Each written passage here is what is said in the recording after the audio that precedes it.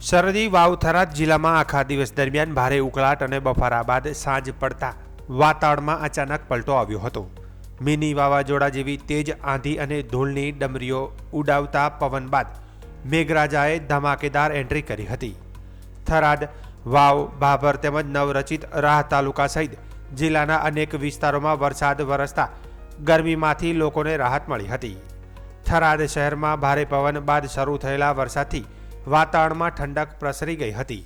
જોકે માત્ર ઝાપટા જેવા વરસાદમાં જ શહેરના મુખ્ય બજાર, હનુમાન ગોળાઈ, બસ ડેપો તેમજ માર્કેટયાર્ડ જવાના માર્ગો પર વરસાદી પાણી ભરાઈ ગયા હતા. થોડાક સમયના વરસાદે જ શહેરની વરસાદી પાણીના નિકાલની વ્યવસ્થાની પોલ ખોલી નાખી હતી. રસ્તા ઉપર પાણી ભરાતા વાહન ચાલકો અને રાહદારીઓને ભારે હાલાકીનો સામનો કરવો પડ્યો હતો.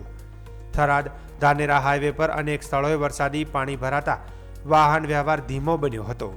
નવરચિત રાહ તાલુકામાં પણ ભારે પવન સાથે ધોધમાર વરસાદ વરસ્યો હતો. લાંબા સમય બાદ પડેલા વરસાદથી માત્ર 2 કલાકમાં અંદાજે 43 મીમી વરસાદ નોંધાયો હતો, જેના કારણે નીચાણવાળા વિસ્તારોમાં પાણી ભરાઈ ગયા હતા. ભાભર પંથકમાં પણ જોરદાર પવન સાથે ધારદાર વરસાદ પડ્યો હતો.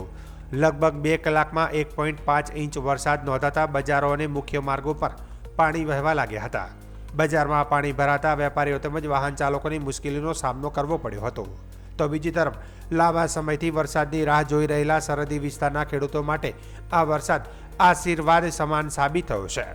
વરસાદના આગમનથી ખેડૂતોમાં ખુશી જોવા મળી હતી.